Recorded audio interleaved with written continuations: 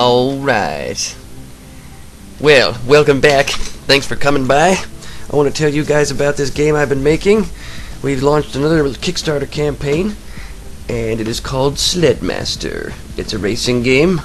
Well, initially it's a racing game. That's how we're going to start. And I'm going to dive right into the race because I want to show you guys some of the features of this game as it stands so far. It's in really buggy alpha, but you know, there's a lot to make. Part of the reason I'm getting the funds is so I can work on this more full time, as it were. I need to get some licenses and whatnot. But this game is going to be a lot of fun, and I encourage you guys to check it out and check out the campaign. So I'm going to dive right in. You get the random encounters here. Their names are always different. Sometimes the special names you get a bonus. We might get one of those. And this is how it starts. Now the characters don't move. They're just kind of like placeholder graphics, and they all look the same. I'm going to drive through this question mark here, and I get this slap power up. This is a lot of fun. When you use this, it's very satisfying to take the slapper out and whack. Oh. It's so much fun, man, to get that hand out and just start slapping people around. It really is, especially if it was a multiplayer, which, if I get enough funding, I might be able to do some networking stuff. That power-up I just used, by the way, was the boost. Now, you won't see it in this demo, but there is also a bomb power-up. It's kind of like the turtle shell in Mario Kart. You let the bomb fly, but if a player runs into the bomb, they explode. Oh man, I'm really doing poorly here. Getting beat at my own game, right? Alright, so I did come in second. Nice. That, by the way, that countdown at the end where the totals up the numbers, very tricky to do. You do have the initial starting boost. This is customary. Alright, we're going to try this slapper again. I'm sorry. That's just so much fun to do. Oh my goodness. Wow, that was lucky. I got flipped around. Yeah, the hand is just fun. I think it's a pretty unique power-up. I haven't seen anything like it in other games like this. So we're going to try this again, see if I can have some slap-happy fun. Oh, I missed! Man, this game really is beating me, and I made it. But that's the fun with it. I also have to mess with the cameras a little bit because the camera is way too tight on the character. I want it to be loosened up a little. There's some collision issues there. Get stuck in the wall. Oh hey buddy, don't you dare. He tried to push me off the track. And it looks like I'm gonna come in last place, unless I can somehow pass this guy. I don't know. I don't even think the boost is gonna help me. No, I'm coming in dead last. That's a guarantee. Alright, I'm gonna try this one more time. Come on, boost! There we go. I got the boost. And let's go get that hand again and try to slap some of these guys out of the way. Dinner's on! Oh! Yeah, when you get the hand... Oh, I got another one! When you get the hand power up, you actually have to click the left mouse button and move the mouse left and right to actually make the hand work. So you have full control over that power up. Very tricky to design, but I got it to work, and I'm glad I did. Oh, the green guy seems to have been knocked completely off the course because his little mini-map Zot. Come and get it. Oh, double slap! That's another bug I have to fix. When you drive through, one power-up and another one is activated, because it's only a limited time. You can increase that time with your skill points, but if you drive through a power-up at the present... Yay, second place. I'll get first, don't worry. I'm going to check out the sled editor. But as I was saying, if you get first, or if you get a power-up box when you have one activated, it doesn't register, so I've got to fix that. So let's check out this, the sled editor here. And I have some skill points, because as you see, I'm on level 7, and that's for playtesting so much. I got a couple thousand experience points and skill points that I never spent. So I can show you the sled editor and how you can change your sled and the skill point system. So right now I have 10 points, and I can add them to any one of these skill points that I want. I'm going to add 4 to the turn, or 6 to the turn, 4 to the zip, and you can also reset them during your sled editor session. I might have a global reset for a price like they did in Borderlands, but so now I've increased my turning ability, and my zip is 2.05 seconds, which is nice. And now I'm changing the parts of my sled.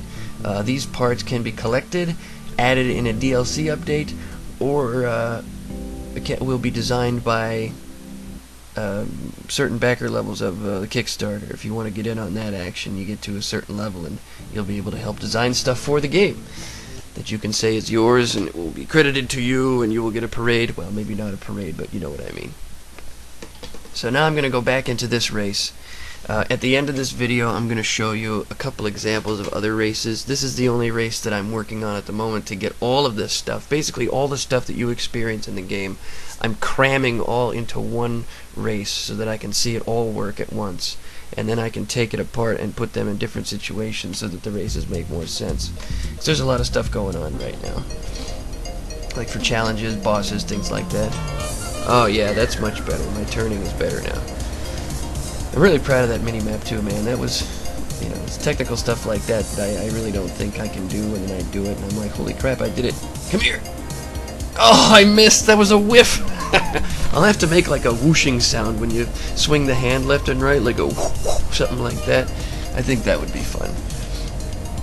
Alright, I'm gonna get the boost here and try to pass these guys up. Don't run into them. Oh, my turning's a little too good. See, that's why I don't like the camera being too tight with the rider, because then it's hard to gauge how good your turning ability is. Alright, it's time for some more slap happy fun. Maybe, if I can catch up to the... No, there's no way I'll catch up to these guys. It's the final lap. Maybe I can get one in. Come here, come here! Oh! Oh, there's a bug. The meter doesn't disappear after the race is finished. Yeah, I slapped him at the end, but it was too late. Alright, here we go again. I'm gonna get him this time. This is the one.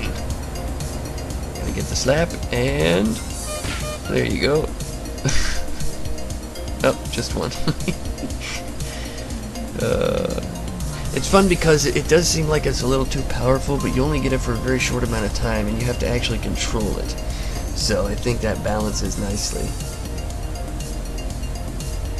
And in the harder race, oh, I missed there. I was going to say I almost had him. In the harder races, you know, you might have a better trick ability, so you can have a longer lasting hand slap, but you're going to be up against harder drivers, so that scales nicely with the difficulty curve that I plan to put in there.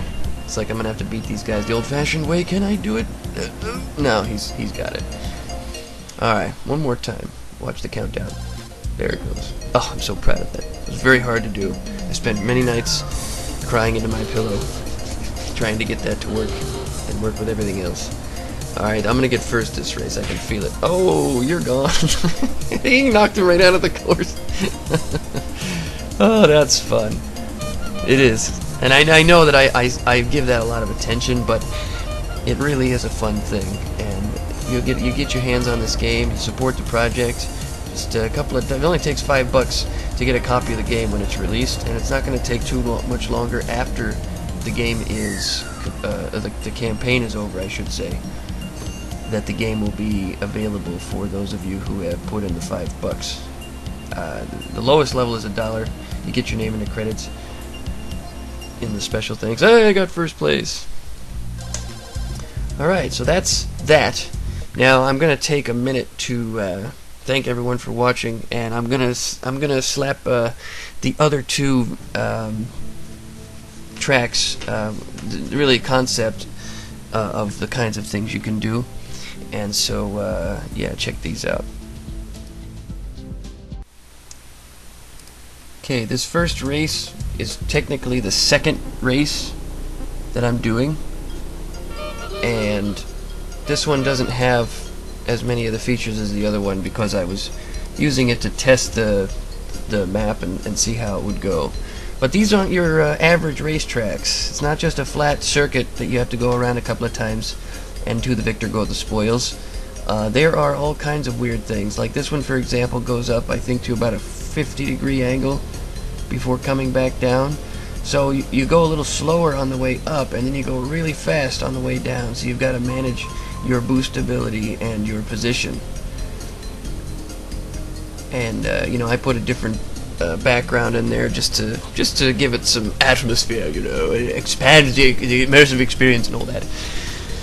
But yeah, as you can see, this was another kind of a track design. And now we're going down the hill, and we're going really fast. And you will also, one of the accessories you'll be able to put on the sled is a speedometer. And if you have that accessory, a speedometer will appear on the screen to show you what your speed is. Also, the mini-map will be there. If you get a GPS for your sled, then you'll be able to have a mini-map. You know, just fun stuff. That's why I said I crammed them all into one race, so that I could see how they all work together. And the zip meter is actually, well, actually that was the boost. We get a little more experience for that one. Alright, let me show you the other one. And this one's really going to mess with your mind. Imagine racing on a sphere. Kind of like if you were in Mario Galaxy, but you were playing a sled racing game. Well, this is a very crude... Oh, we got the Blabbersmith bonus. Of course, I can't win this race. But this race is...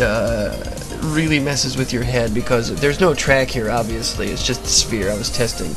But as you can see, it's very disorienting, and if it messes with your head, it might even cause some people some nausea. But this was also to show that all I had to do was change out the track, and I could keep everything else the same, and the sledders would basically do what... See, those boxes are hanging up in the air, because that's what they were in the first race. But yeah, when you get on this, the sphere, I can go like down onto the side of it. Oh my goodness, that's... And now the terrain is sideways. Can you imagine racing like this? and having like, if you're in a boss race, or the track actually has changes throughout the course. I mean, there's a lot of stuff I could do with this. It's really... What the heck was that? The hand king. The hand's not even activated. How did it do that?